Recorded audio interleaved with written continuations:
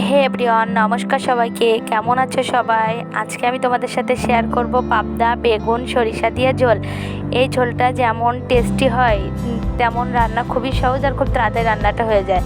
যার জন্য আমাদের লাগবে পাবদা মাছ, বেগুনটাকে চিকুন চিকুন করে কেটে নেব। তারপরে কড়াইতে তেল দিয়ে মাছটা ভেজে নেব, সেই সাথে বেগুনগুলোকেও ভেজে নেব লাল লাল করে। আর আগে থেকে শিলপাটায় একটা মশলা বানিয়ে নেব, জিরে, সর্ষে আর কাঁচা লঙ্কা তিনটে একসাথে খুব সুন্দর করে আর কি বেটে নেব। আমি যেহেতু শিলপাটার মশলা ইউজ করি সেই জন্য আমি আর কি শিলপাটায় বেটে নেব। তারপর তেলে আমি কালো জিরা ফোড়ন দেব, দিয়ে ভেজে রাখা বেগুন, ভেজে রাখা মাছ সবটা তেলের উপর দিয়ে দেব। তারপর বেটে রাখা মশলা, আগে থেকে বেটে রাখা মশলা, জিরা, সরিষা, কাঁচা লঙ্কা বাটাটাও দিয়ে দিব।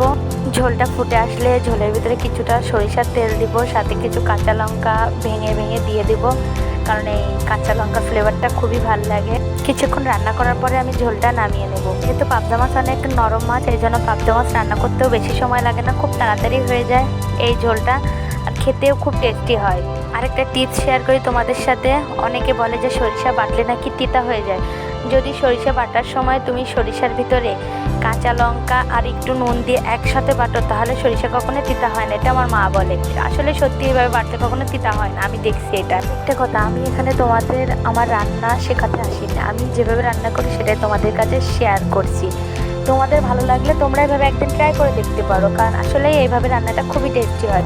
খুবই কম উপকরণে কম মশলায় খুবই টেস্টি একটা রান্না হয়। তখন খুব নরম মাছ, যেন পাবদা মাছ রান্না করতে বেশি সময় লাগে না। Tata, bye bye. আমার ভিডিও আমি এখানেই শেষ করছি। তোমরা সবাই আমার পাশে থেকো, সাথে থেকো, আর আমার ভুল ত্রুটিগুলো ক্ষমা সুন্দর দৃষ্টি দেখো।